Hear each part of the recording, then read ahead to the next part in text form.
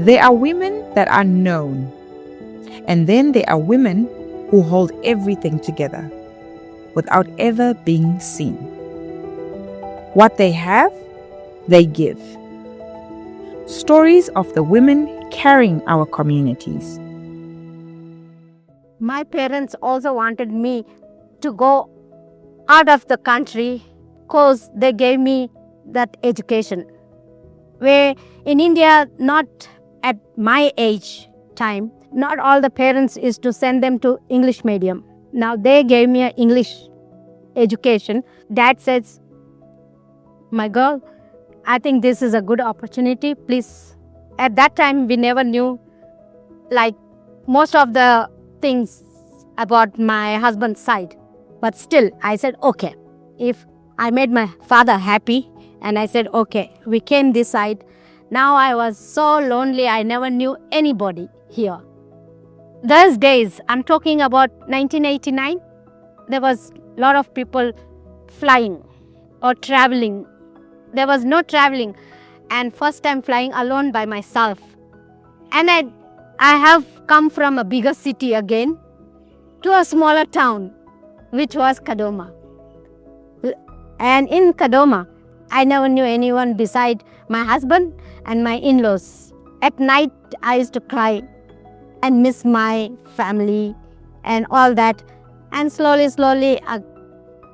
from my own hard work, I got industrial machines. I bought industrial machines from what I made. From there, I opened a factory myself. There was no any help from anybody, not my husband or anybody. It was my own hard work. I just asked my husband, this is the money I have. Please buy me industrial machines which I want to open my own small little factory.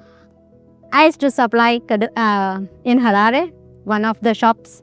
I used to make uniforms. And I used to make some baby clothes and all that garments for the shop. I used to tell my husband, I said, you know what, you're working for your dad. It's fair enough. Dad is dead, not a problem. You work, no problem, but you are now having a family. How are you going to look after? You know, I don't like begging. I don't like asking, you see. So, you know, my husband, he was a little strict also. He says, you know what, you are getting food 3 times on the table, eat, you know.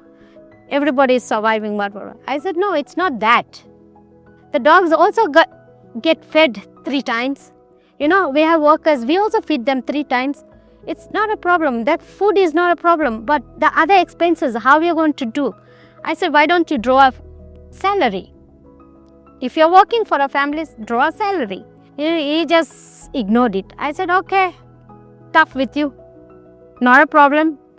Carry on working for dad, not a problem, it's fine. Now let me do my own. In Kadoma, there was no high school for the kids, you know. So for high school, now I was looking for a school. I struggled there also. It was hard for me because I had nowhere to put them. So I moved Harare. My husband was in Kadoma. He was running the shop there, and I moved with the children to Harare and put them into Westridge. And I rented the place. I rented my place. I moved houses, 17 houses. I rented places, and Harare was really expensive.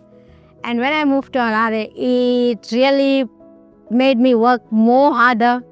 I mean, those days when my kids were growing, I never even had a loaf of bread to put on the table.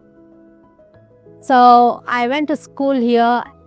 You have to give a notice, 3 months notice before you leave the school. So I went to go give the notice. I gave them the notice, and the bursar, she says, why don't you speak to a society, Hindu society, they can help you, you know. All the paperwork was getting done. And then from school, I get a phone call. to say that please come and fill up the forms again. I had 3 children. I decided, okay, that much I can manage. The 50% for my 3 children I can manage. My son, he was at Westridge. He went to Hellenic. Like, he had a scholarship there. He had a scholarship because he was very good at academic and everything. So there, my benefit, I got my benefit there. My daughter, the older daughter, she started work after she did Form 4. She started working. So that financial little bit helped me. And my son, now he was at Hellenic. When he was in Form 4, my husband passed away. After A-levels, he couldn't go any further. He couldn't go to uni or anywhere because now that is a big amount of money. Where are we going to flock, I couldn't send my son because of the financial problem. But I tried my best to send him to India. He never liked India. So he says, no, Ma, I can't stay. Then he comes back and he started working here. He used to work for Honda. And we 3 of them worked really hard at home. We used to go work, and from home also I did my catering and all that. Kalpana, can you do this for me for 20 people? Yes, I used to do for them, cater the food for them. This I did it from home as well, and I used to work too. I used to work out again for people. Today, my son, he does his own now, and he's doing good. He's really doing good. As I said, I moved about 17 houses, which I rented. If I had my own house, that rent could have bought me 2 more houses. I'm telling you, it was very hard to even pay the rentals, but I worked for the rent only, just for the rent. The house expense was very little, but I was working for the rent. Rara rentals are really bad though. But anyway, I managed. Today I own my own house. Since 5 years now, I have my own house. The elder daughter, my son, we all combined and we bought a shattered house and everything. So from there we are growing up. I feel really good that I have come this far and I made it. I have achieved for the hard work what I have done. I worked very hard.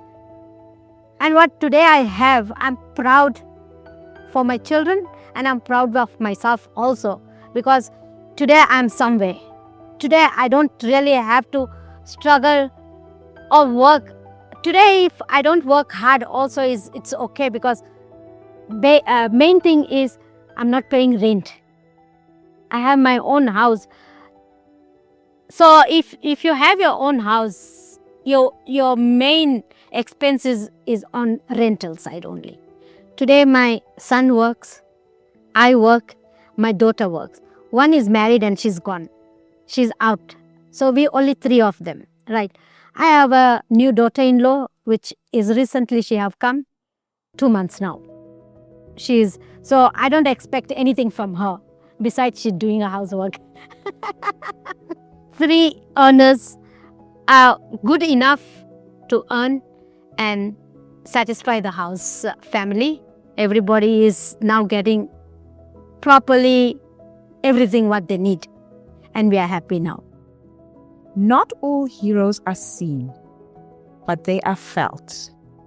Across our communities, there are women who look beyond their own circumstances and choose to become the answer for someone else. Their stories may go unheard, but their impact does not. This Women's Month, we honor her and are quietly reminded of what's possible.